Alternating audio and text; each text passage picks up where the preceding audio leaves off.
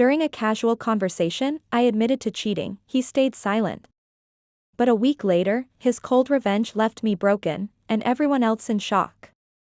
I'm Claire Williams, 32 years old, and until a few months ago, I thought I had it all: a loving husband, Daniel, a beautiful suburban home, and a marriage that most people envied.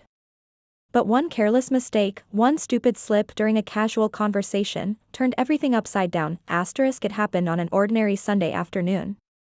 Daniel and I were sitting on the patio, sipping iced tea, talking about life and the past.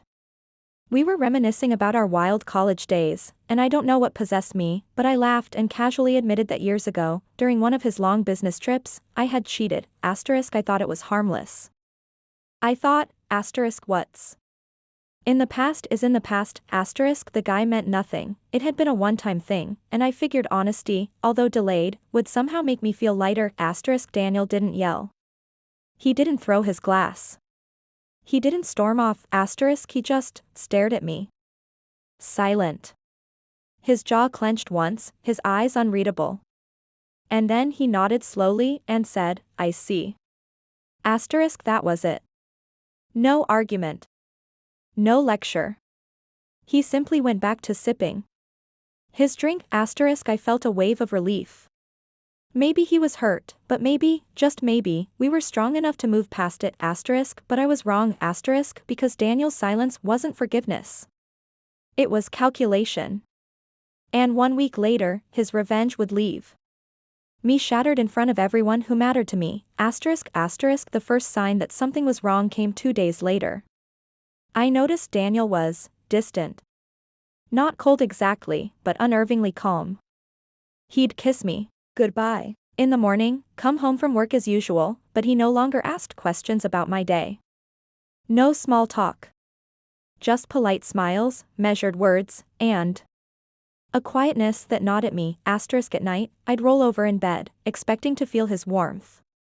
Instead, he stayed on his side, scrolling through his phone. He wasn't angry. He wasn't affectionate.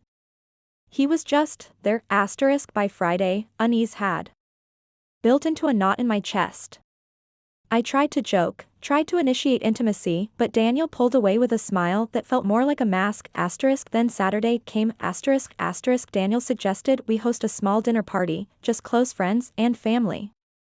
He said it casually, while stirring his coffee. Why not, he said. We haven't had people over in a while. Let's celebrate life. I was stunned but relieved. Maybe this was his way of moving forward. Maybe he really had forgiven me. I spent the entire day preparing, cooking, setting the table, choosing the perfect dress. By evening, our dining room was filled with laughter. My parents were there. His brother, Michael. My best friend, Anna. Even Daniel's coworkers joined. For the first 2 hours, it was normal. Too normal. Daniel was the perfect host, pouring wine, telling stories, making everyone laugh. I almost convinced myself everything was fine. Until dessert was served. That's when Daniel stood, raised his glass, and tapped it with a spoon. The room quieted. He smiled at me, his expression calm, almost tender. I want to share something tonight, he began. Something about marriage. About trust. About what we choose to do when we're hurt. A nervous flutter started in my chest. My eyes flicked to Anna, who gave me a confused look. Daniel continued. Last week, during a casual conversation, Claire admitted something. Something she thought was harmless. She told me she cheated on me years ago. The words hit like a bomb. Gasps echoed around the table. My mother covered her mouth. Anna's eyes widened. My entire body went cold. I stammered, Daniel. But he held up a hand. No interruptions, he said calmly. You see, when Claire confessed, I said nothing. I needed time. I needed to think. And now I've made my decision. He turned to his brother and handed him an envelope. Michael, would you? Michael opened it, pulled out a stack of papers, and began reading.